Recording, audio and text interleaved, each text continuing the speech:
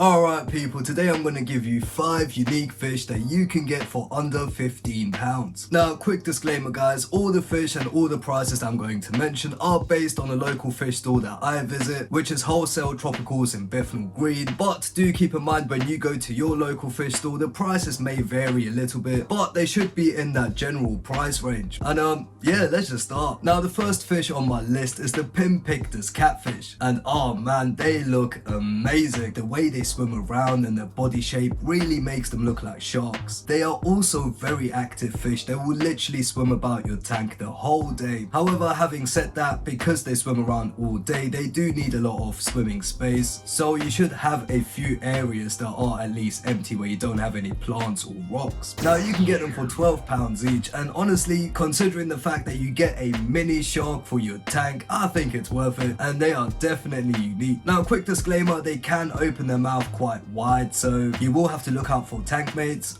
Anything that could potentially fit in their mouth could end up as a snack, so do keep that in mind. But if you have a community tank with slightly bigger fish, you should be fine. Now, at number 4, we have a slightly different fish, and that is the balloon ram. You can get a balloon ram for £12.50, and they are truly unique. Now, of course, this is not their natural looks. Normal rams look different. They have been bred to the point where they do have this balloon shape, but the look is definitely unique. And for me personally, I feel like they look a bit like marine fish. I don't know, man. I thought something different, and yeah, they're kind of rare, but at the same time they're not. It just kind of depends on what store you go to. And yeah, anyway, at number 3 we have the clown pleco. Now, you can get a clown pleco for £12.50, and I think they are a great alternative to a common plec. You see, common plecos, they start off very small, but they get absolutely huge, which means if you get one for your tank but your tank is not big enough, eventually you're gonna have to give away that plec. And if you build a little bond with that fish, or if you just really like it, it might be a sad time. Now, you won't have that problem with clown plecos because they do stay on the smaller side, and they actually have a nice color to them as well. They have this brown body with these yellow stripes, which just looks really cool. And yeah, just having a pleco in the tank, it's one of those classic fish that everyone knows. You know, they stick on the glass and that. They will eat some algae as well, but they are definitely better option for algae control, so don't get a pleco if you wanted to clean up your algae. By the way, people, if you're still watching, please remember to like and subscribe. We're on 373 subscribers right now, and man, I'm just trying to grow this channel. Now, at number 2 we have the dragon puffer. Now, for me personally, I've always wanted to get a puffer fish, but I couldn't because I've had snails and stuff like that, and of course,